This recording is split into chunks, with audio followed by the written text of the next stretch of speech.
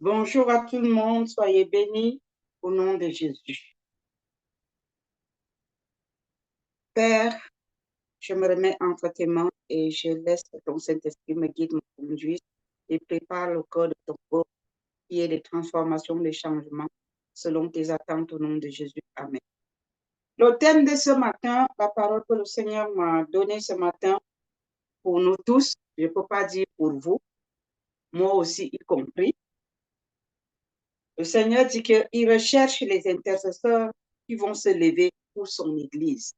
Pourquoi est-ce que Dieu recherche les intercesseurs, les personnes, les hommes et les femmes qui vont se lever pour prier pour son Église? Pourquoi? Parce que l'Église s'est compromise. Son peuple est dans la compromission. Tout le monde parle de Jésus-Christ. Tout le monde parle du Saint-Esprit. Mais tous ne sont pas de Jésus.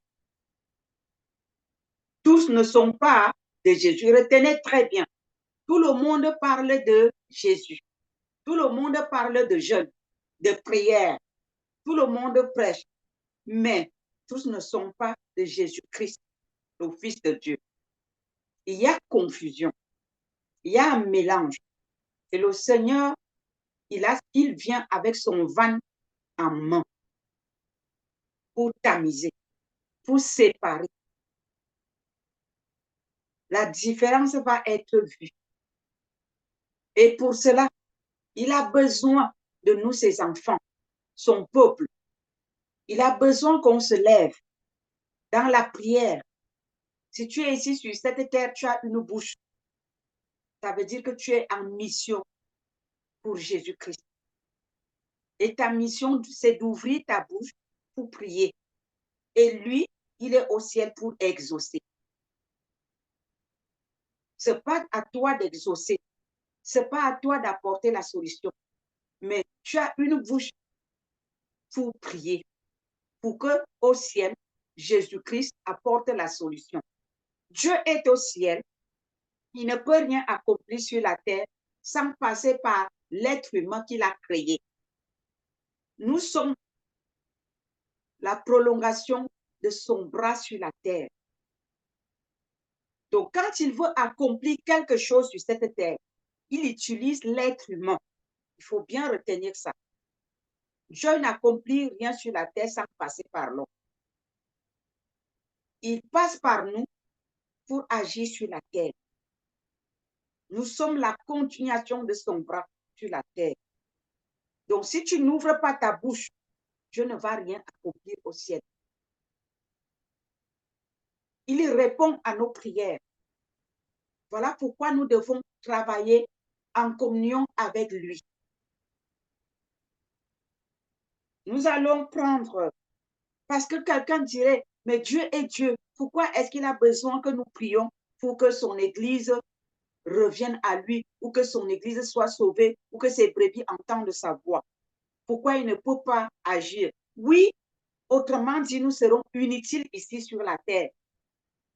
Si nous sommes sur la terre, nous devons jouer notre rôle. Il faut bien comprendre cela.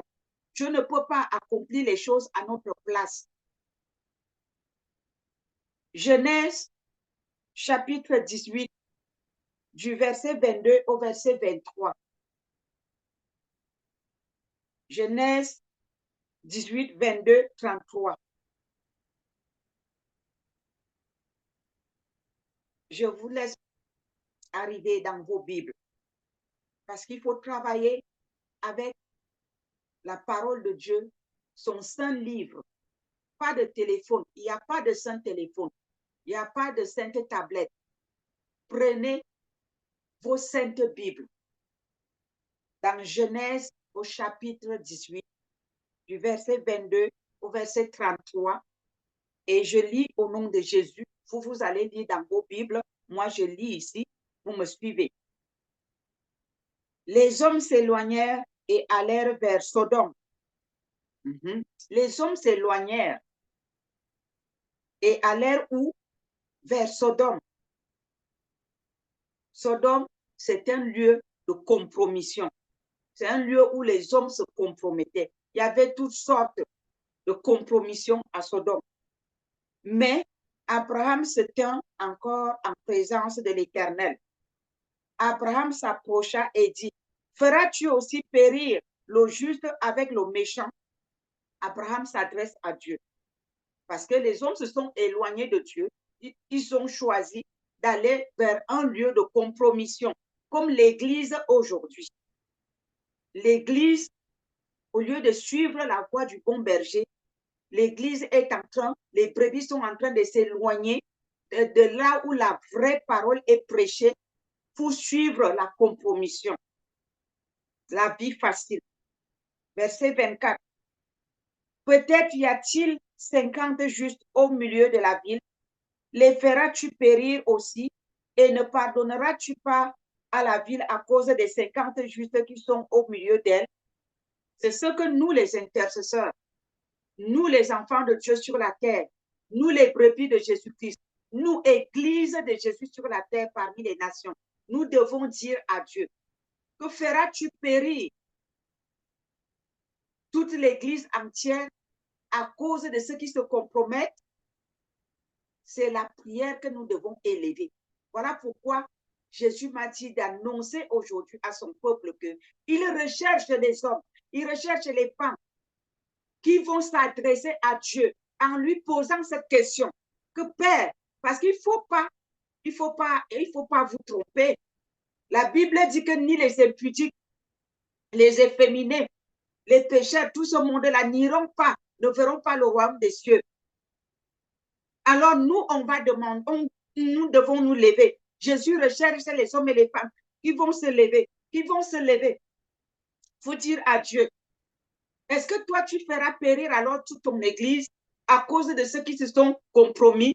Nous, on va prier pour que les âmes reviennent à toi, que tes brebis entendent ta voix. Verset 25. Faire mourir le juste avec le méchant en sorte qu'il en soit du juste comme du méchant. Loin de toi cette manière d'agir. Loin de toi, celui qui juge toute la terre n'exercera-t-il pas la justice? Ça veut dire que Dieu, tu es juste. Tu ne peux pas permettre que toute l'Église entière rate l'enlèvement. Tu ne peux pas permettre que toute l'Église entière soit souillée, soit polluée à cause de ceux qui vivent dans la compromission et qui viennent s'asseoir au milieu de nous pour nous contaminer. Tu ne le permettras pas. Alléluia. Verset 26. Et l'Éternel dit, je trouve dans Sodome 50 justes au milieu de la ville, je pardonnerai à toute la ville à cause des enfants de Dieu qui sont sanctifiés dans son Église. Nous devons élever nos voix et nos prières seront des prières ferventes et efficaces, des prières des justes qui seront exaucées pour sauver les autres. Dieu recherche donc une femme, il recherche donc un homme qui va élever la voix et dire à Dieu, regarde ceux qui sont justes, regarde ceux qui ont reconnu que tu es le Fils de Dieu, que tu es mort et ressuscité des morts et que tu es vivant, qui marche dans la sanctification en étroite collaboration avec toi, qui marche en unité d'esprit avec toi et sauve le reste. Mon frère, ma soeur, veux-tu être cette personne-là que Jésus-Christ recherche pour sauver son peuple, pour sauver son Église? Veux-tu intercéder pour que tes frères et sœurs dans ta famille spirituelle, dans ta famille biologique, tes collègues, ton entourage, tes voisins, tes voisines qui ne connaissent pas Jésus puissent être sauvés?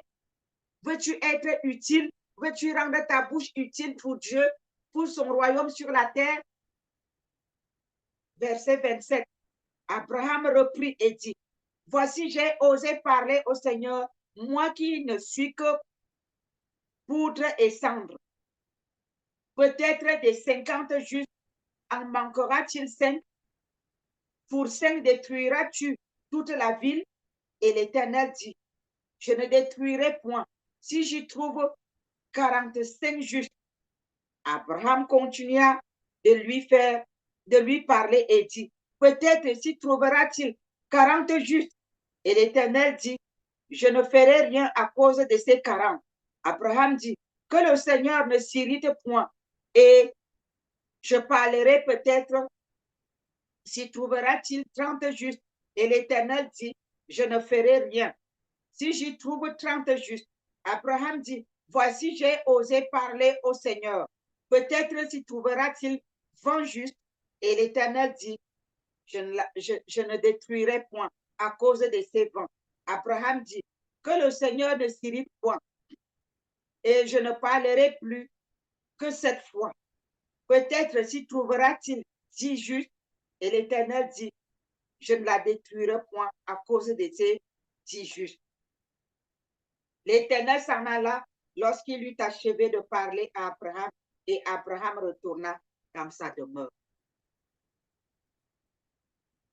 Abraham s'était tenu devant Dieu pour parler en faveur de ceux qui étaient sortis de la présence de Dieu pour entrer dans la compromission, pour rechercher leur sensation, leur bien personnel, pour obéir à leur chair, à leur convoitise. Parce qu'il y a des personnes, lorsque Dieu les conduit dans une assemblée, dans un endroit où on doit les corriger, on doit leur enseigner la parole qui est vraie, la parole de Dieu, celle qui vient du trône de grâce.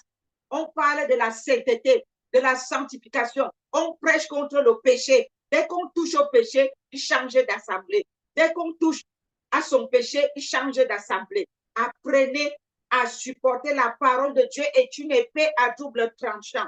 Elle coupe, elle sépare le péché de l'homme. Elle sépare l'esprit et âme. Donc, si une parole te touche, va prier et dis à Dieu, enlève-moi dans ce péché. Si une parole, elle est toujours mielleuse, comme si on te met de l'huile sur la terre, tu cours un danger. Parce que la parole doit te faire mal. Elle doit te blesser. Parce que la parole de Dieu est là pour tailler les bosses. Elle coupe. Elle enlève. Elle sépare ce qui est mal de ce qui est bien. Dieu enlève les choses qui ne l'intéressent pas, qui nous polluent, qui nous empêchent de voir sa face. Et quand tu retires ces choses, ça fait mal. Supporte. Après, tu seras un bon disciple, un disciple accompli, auquel le Seigneur pourra dire, bon et fidèle serviteur. Dieu veut prendre plaisir à ta présence quand tu viens devant sa face. Il ne veut pas que tu sois comme la fumée dans ses narines quand tu ouvres la bouche pour prier ou pour l'adorer. Et pour cela, il doit te nettoyer. Pour cela, il doit te modeler. Pour cela, il doit tailler les ronces et les épines en toi. Il veut faire de toi son épouse. Il veut faire de toi sa bien-aimée. Jésus-Christ est au ciel. Il revient chercher une épouse sans tache ni ride, sainte et irréprochable. Une épouse qui a lavé sa robe. Nos robes sont lavées par l'eau de sa parole et par le sang de Jésus. Il nous sanctifie par l'eau de sa parole. Il nous purifie par l'eau de sa parole. Et quand cette parole te purifie, vous savez, vous désinfectez une plaie, on met de l'alcool et ça fait mal. Et si tu prends le sel, tu mets dans une blessure, ça fait mal, mais la plaie sera désinfectée. Donc, quand on te désinfecte, il faut s'attendre à la douleur. Ce n'est pas agréable, mais à la fin, tu es guéri. À la fin, tu es agréable à Dieu. Amen. Et pour que ce processus puisse aboutir, Dieu a besoin de ta bouche. Dieu a besoin de ton temps. Il a besoin que tu intercèdes. Non seulement que tu ne dois pas seulement prier pour toi. Il a besoin que tu intercèdes pour son peuple, pour son église. Que l'église sorte de la compromission. Que l'église sorte du péché. que l'Église se soumette à sa parole, que l'Église marche dans les voies droites. Je ne veux pas la mort de celui qui pêche, mais il veut sa repentance. Je ne prends pas plaisir à notre égarement, à notre mort. Jésus n'est pas mort pour venir nous tuer. Il est mort pour venir nous donner la vie, et la vie en abondance. Dans Jean 10, verset 10, il dit que ses brebis entendent sa voix et le suivent. Il est le bon berger qui est venu pour donner la vie, et la vie en abondance. Jésus est venu nous communiquer la vie. Et pour que cette vie-là rentre en nous, il y a une séparation qui doit se faire. Et pour que cette séparation-là se fasse, d'abord en nous et aussi autour de nous et dans son Église, nous devons intercéder, nous devons prier, non seulement pour nous, mais pour les autres, beaucoup plus pour les autres. Parce que lorsque nous prions pour les autres, avant que la grâce ne les atteigne, cette grâce tombe d'abord sur nous et ensuite pour son Église. Quand tu pries pour qu'une âme soit sanctifiée, pour qu'une âme sorte du péché, pour qu'une âme connaisse Jésus, entende sa voix, voit le vrai chemin, c'est d'abord tes yeux qui s'ouvrent à toi, tes oreilles, et là tu sais que la chose est accomplie. Je vais vous dire comment ça se passe. Je vais vous dire comment ça se passe quand j'intercède pour l'Église de Jésus. Quand le Seigneur veut guérir quelqu'un peut-être à l'œil, il me fait ressentir cette douleur. Et tant que je ne prie pas, il ne me lâche pas. L'œil fait mal.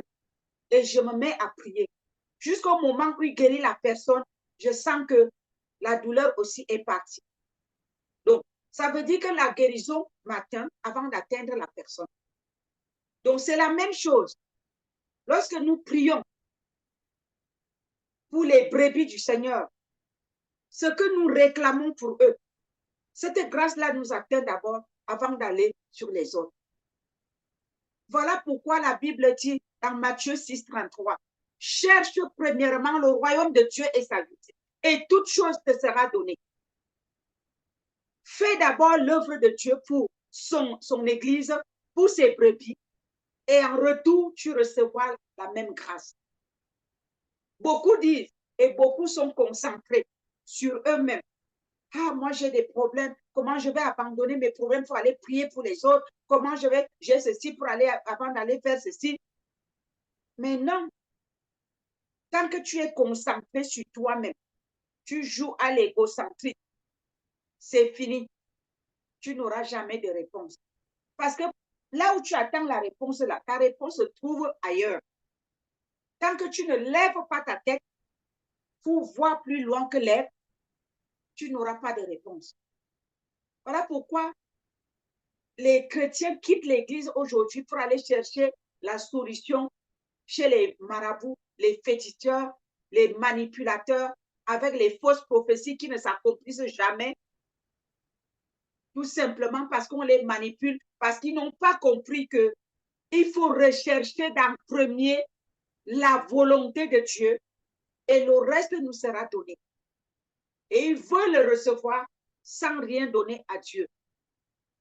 Et comme ils ne reçoivent pas, ils se mettent à courir derrière les hommes qui leur donnent des fausses prophéties qui ne viennent pas de Dieu et ils ne sont même pas conscients de réaliser que ça ne s'accomplit pas. Aujourd'hui, on leur dit que c'est ceci, c'est cela, ils courent là-bas, ils restent là-bas, rien ne s'accomplit, ils changent d'endroit. Mais au lieu de courir d'endroit en endroit, recherche la volonté de Dieu en premier et tu recevras ce dont tu recherches.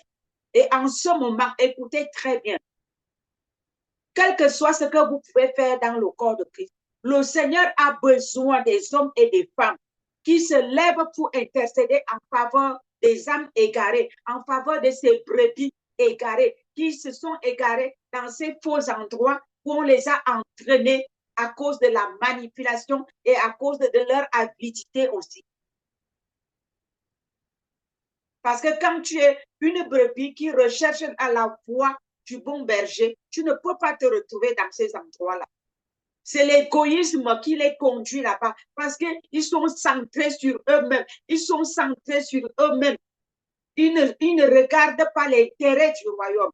Quand tu regardes l'intérêt du royaume, Dieu ne peut pas te permettre d'aller à un endroit où il ne se trouve pas. Il va te retirer les là. Même si tes pieds t'ont conduit là-bas, il va te ramener sur le droit chemin. Il va faire quelque chose qui va faire en sorte que tu fasses demi-tour. Peuple de Dieu, apprenez à rechercher la volonté de Dieu, à faire ce qui est agréable à Dieu. Et vous verrez sa gloire se lever dans chacune de vos vies.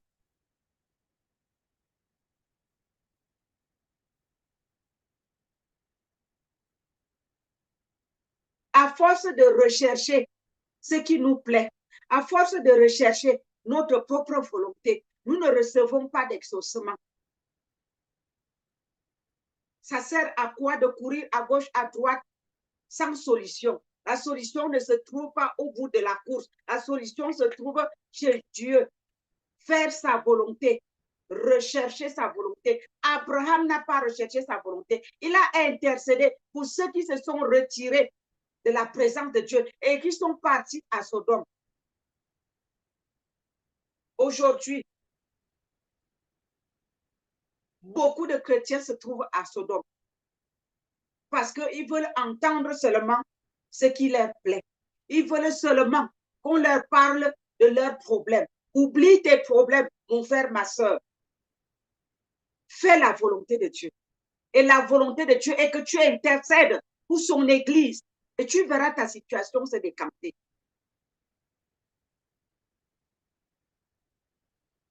Jésus-Christ revient bientôt. Et il voudrait que les brebis égarées reviennent à la raison. Et pour cela, pour que ces brebis reviennent à la raison, toi et moi, nous devons prier pour eux et dire, Seigneur, que ta miséricorde touche les cœurs, ouvre les yeux des brebis égarées, ouvre les oreilles des brebis égarées, ramène-les à toi, que ces brebis égarées entendent ta voix et te suivent, que ces brebis égarées font et soient de la parole de la vérité et non pas des flatteries, des fausses prophéties, des choses qui ne viennent pas de toi juste pour manipuler ton peuple. Donne le dégoût à tes brebis de suivre les manipulateurs, des flatteries, des fausses prophéties. Que les cœurs rejettent les fausses prophéties, que les cœurs rejettent la manipulation, mais que les cœurs se tournent vers toi, Seigneur Jésus. Si tu entends la voix du Seigneur ce matin et que tu veux lui obéir,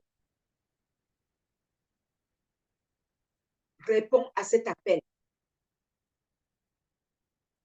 Réponds à cet appel. Commence à intercéder pour les âmes égarées. Commence à intercéder que le peuple de Dieu entende sa voix et voit de sa part. Parce que si tu vois de la part du Seigneur, tu vas voir le chemin qu'il a tracé au-devant de toi et tu vas suivre ce chemin-là. Pour entendre la voix de Dieu, il faut lire aussi sa parole. Parce que Dieu parle tantôt d'une autre, tantôt d'une manière. Il peut te parler à travers sa parole. Il peut te parler audiblement. Il peut te parler dans les sons. Il peut te parler par les visions.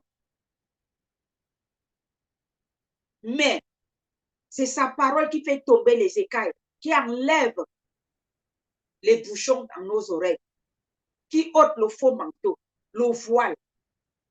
C'est sa parole. Et sa parole se lit dans son saint livre. Ce n'est pas dans les téléphones. Ce n'est pas sur les saintes tablettes. Ce n'est pas sur les saints ordinateurs. Il y a un livre qu'on appelle le saint livre, la sainte Bible. Revenez à la sainte Bible. Le Seigneur déteste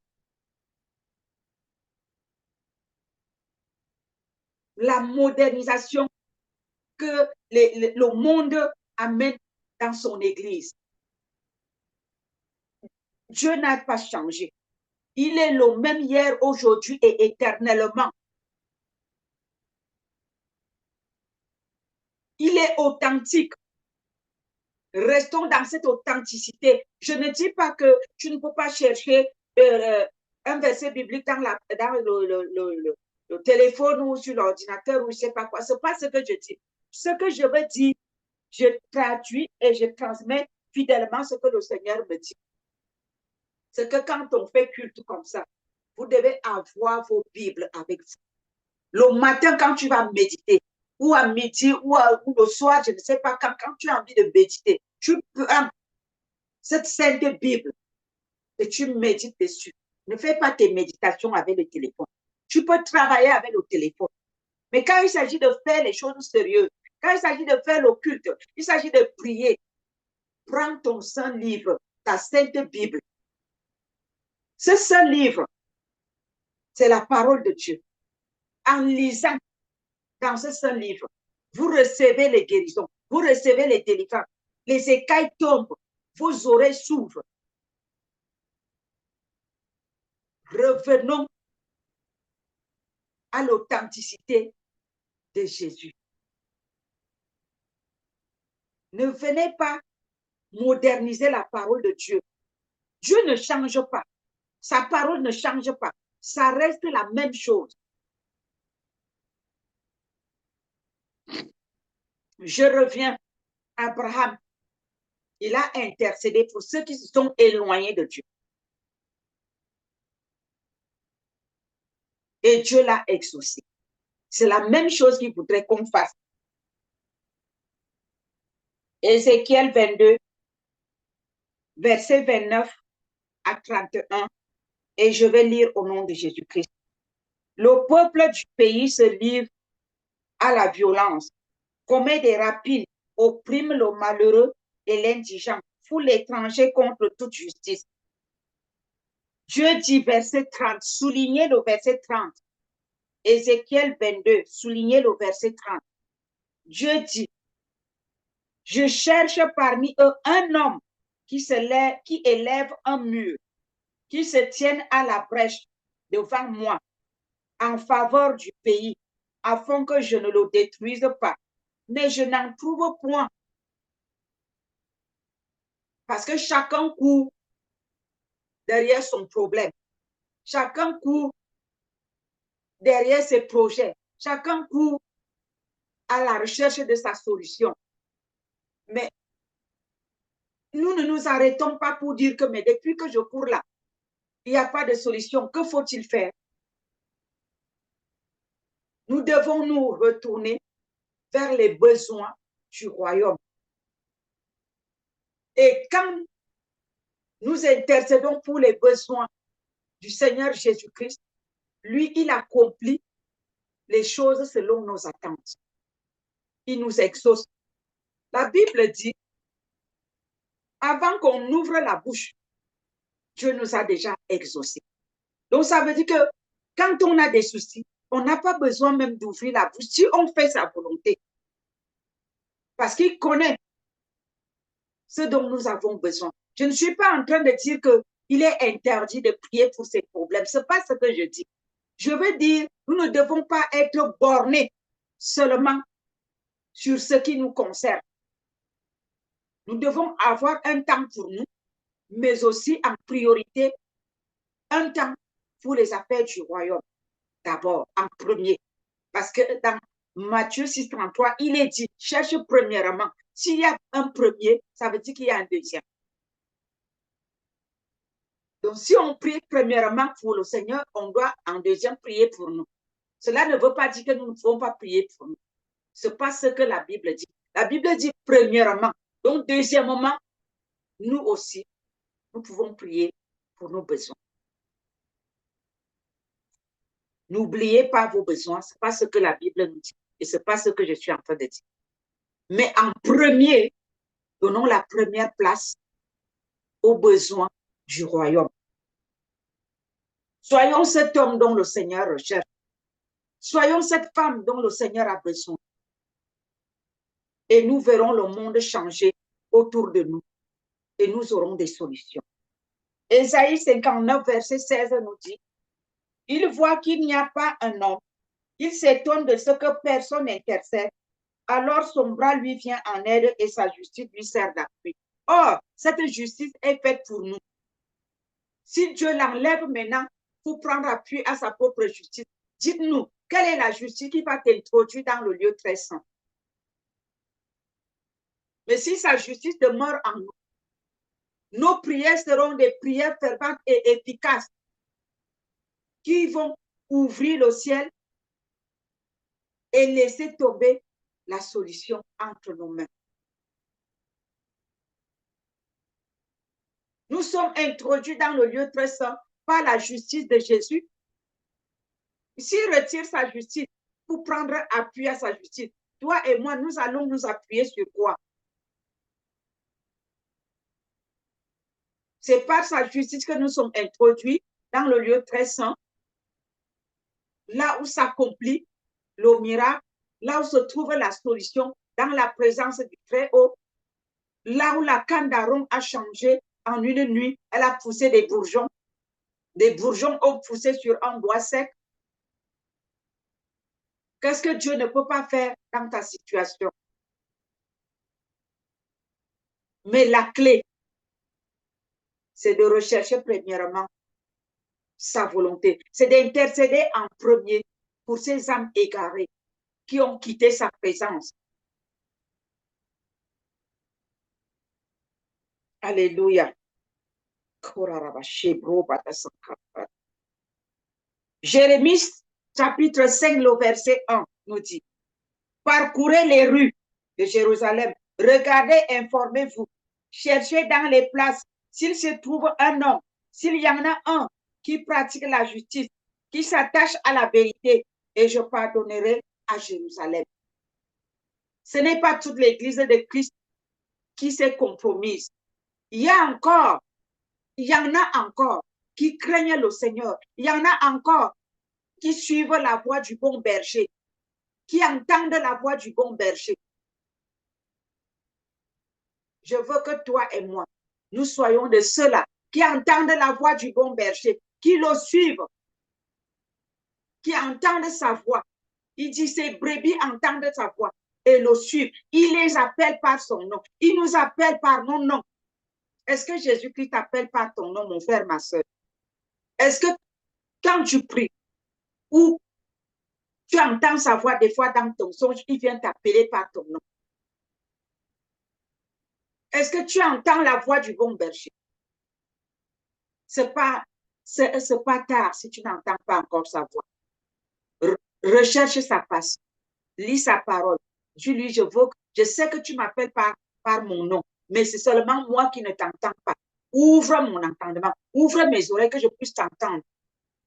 Tu commences par demander pour les âmes égarées.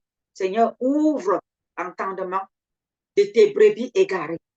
Là où ils sont partis à Sodome, là où ils ont suivi la voie de l'ennemi.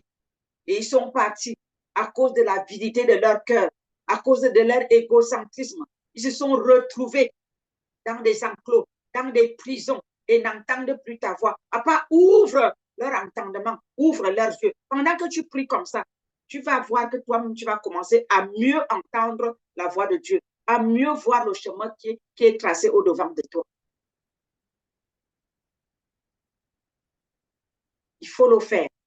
Je finis de le faire, de prier comme ça, d'intercéder comme ça pour les brebis du Seigneur qui sont égarés, qui sont dans des enclos, dans des prisons spirituelles, là où ils seront les nourris de la mauvaise nourriture, ils sont abreuvés du poison spirituel.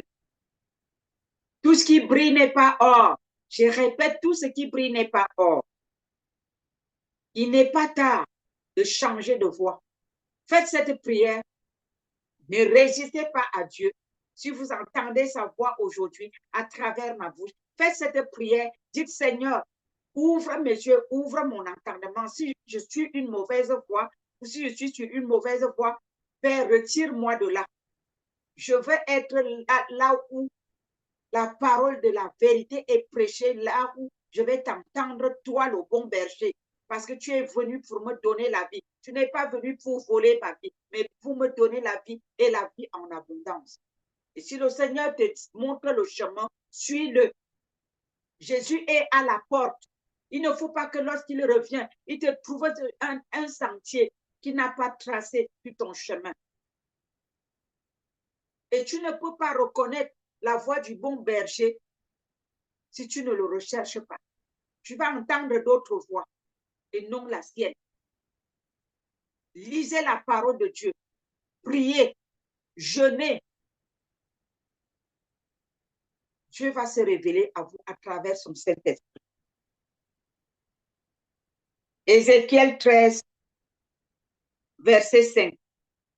La parole de Dieu nous dit, vous n'êtes pas montés devant les brèches.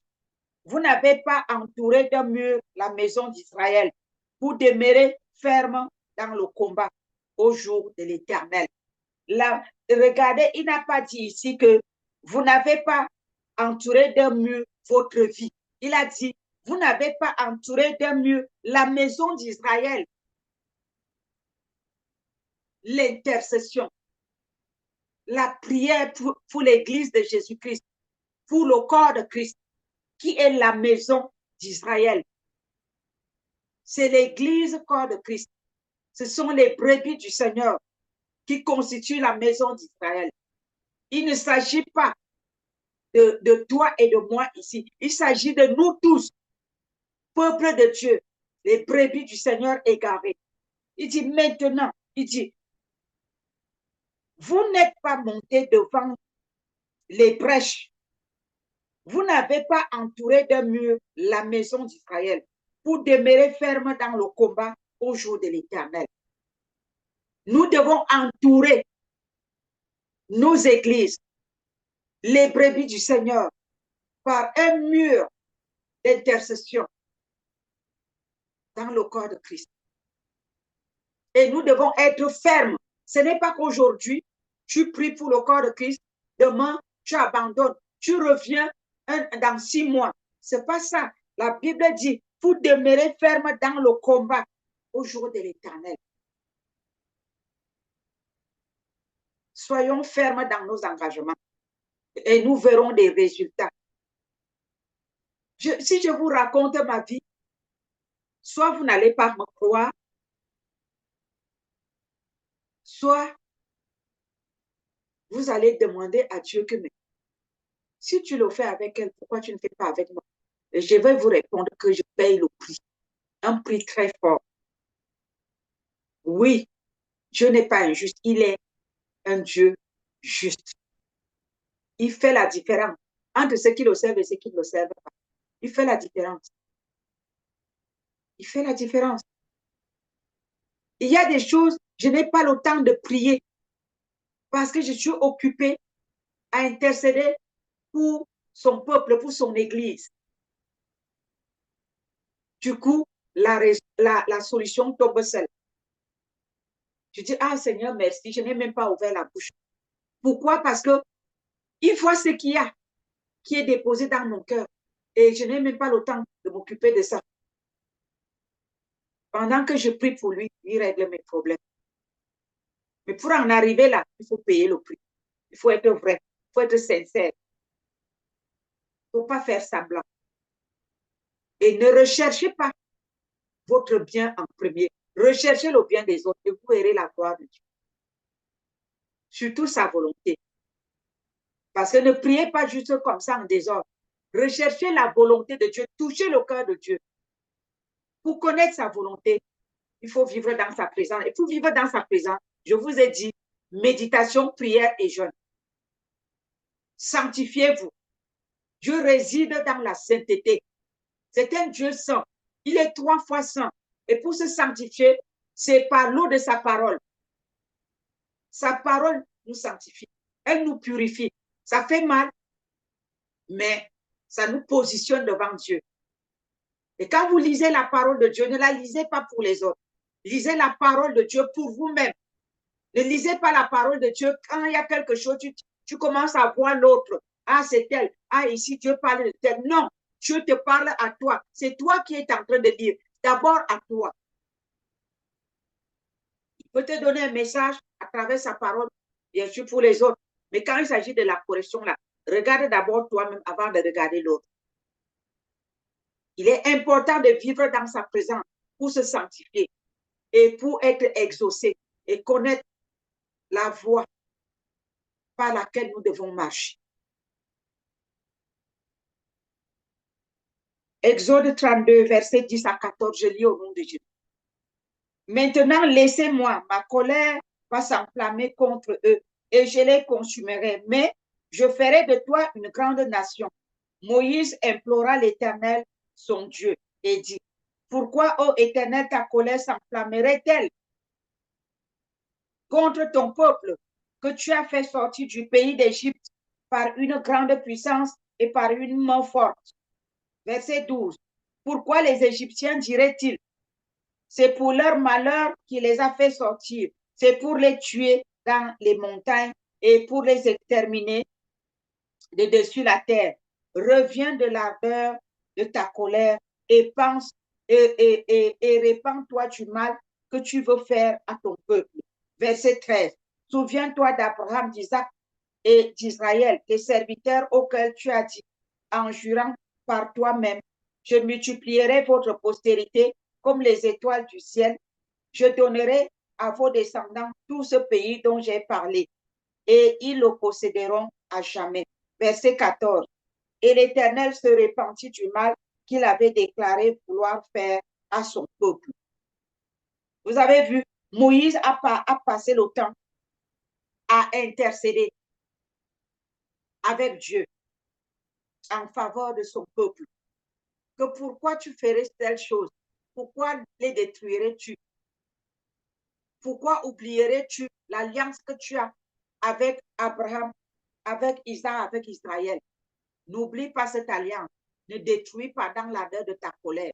C'est à ça que le Seigneur nous appelle en ce moment pour ces brebis égarées qui se sont retournées à Sodome à cause de l'ignorance ou à cause de l'avidité de leur cœur, de la convoitise, je ne sais pas quoi. Mais le Seigneur ne nous demande pas de les juger, ces brebis-là, mais d'intercéder en leur faveur. Dieu veut vider les enclos, les prisons, pour que ces brebis le suivent. Mon frère, ma soeur, je te repose cette question. Es-tu prêt à mettre à disposition ton temps, ta bouche, pour intercéder en faveur de l'Église corps de Christ? Dieu a besoin de toi. Tu n'es pas sur la terre par hasard. Tu es sur la terre pour accomplir la volonté de Dieu. Réponds à son appel et tu verras sa gloire. Tes attentes seront comblées. Amen. Le psaume 106, verset 23 nous dit, et il parla de les exterminer, mais Moïse, son élu, se tint à la brèche devant lui pour détourner sa fureur et l'empêcher de les détruire. Empêchons que les brebis du Seigneur qui sont égarées meurent dans les enclos. Et pour cela, nous devons plaider leur cause, la miséricorde et la main puissante de Dieu en disant, Seigneur, ne regarde pas à leurs péchés, que ton amour domine sur leur égarement, sur leurs imperfections. Ramène-les vers toi, qu'elles entendent ta voix et qu'elles te suivent tes brebis. Ne les condamnons pas. Dieu veut les libérer de leur prison. Intercédons. Soyons des Moïse, soyons des Abraham. Intercédons pour ce peuple. Jérémie 15, verset 1. Dieu nous appelle à intercéder pour son peuple. Mais ceux-là qui ont tourné le dos, les loups qui sont dans la bergerie, qui sont les agents de l'ennemi, ce n'est pas de cela qu'il s'agit. Il s'agit des brebis du Seigneur. Les brebis du Seigneur peuvent être aussi des serviteurs et des servants de Dieu. Ce sont les brebis aussi du Seigneur. Mais parmi nous, les serviteurs et servants, il y en a qui sont des agents de l'ennemi. Un agent de l'ennemi reste un agent de l'ennemi. Les brebis du Seigneur restent les brebis du Seigneur, ils sont des victimes. Mais des loups, tu ne peux pas changer un loup en agneau. Impossible. Tu ne peux, je reprends. Le loup reste un loup. Il ne peut pas changer, il ne peut pas devenir une brebis. Donc, Dieu ne nous envoie pas intercéder pour les loups. Il nous envoie intercéder pour ces brebis qui sont égarées. Ces brebis-là peuvent être des responsables, des leaders, comme des simples brebis. Mais il ne s'agit pas ici d'intercéder pour des loups qui sont en train de les détourner, de les avaler et de les entraîner vers la mort. Il ne s'agit pas des loups. Et il dit dans Jérémie 15, verset 1, l'Éternel me dit, quand Moïse et Samuel se présenteraient devant moi, je ne serai pas favorable à ce peuple. Chasse-le loin de ma face, qu'il s'en aille. Dieu ne veut pas qu'on intercède pour des loups. Si tu passes le temps à aller prier pour des loups, des faux serviteurs, des faux servants, ce n'est pas ce que Dieu t'a demandé. Dieu te demande, c'est lui qui connaît qui est qui. Quand tu pries donc, tu pries pour ses brebis. Si cette personne fait partie de ses brebis et qu'il est dans une voie d'égarement, où il a été avalé par des autres loups et il a changé de voie, eh bien, cette personne sera sauvée parce qu'il est une brebis ou elle est une brebis. Mais si toi, tu vas intercéder pour des loups qui détruisent ces agneaux, Dieu va te chasser parce que ce n'est pas ce qu'il t'a demandé. Et comme tu ne sais pas qui est qui, limite-toi à dire dans tes prières, Seigneur, libère tes brebis, ôte le voile qui couvre leurs yeux, débouche les bouchons qui bouchent leurs oreilles et sauve leur vie. Et si tu veux faire partie de ce mouvement international, ce mouvement qui intercède pour les nations, écris-nous dans Éphésiens 527@gmail.com. Nous allons vous enrôler dans ce mouvement qui prie, qui intercède pour le corps de Christ, pour les brebis égarées. Et le Seigneur va se glorifier dans votre vie. Et vous verrez les transformations, les changements dans votre vie. Que le Seigneur vous bénisse, que vos yeux s'ouvrent, que votre entendement s'ouvre et que la gloire de Dieu vous localise. Soyez bénis au nom de Jésus-Christ. Amen.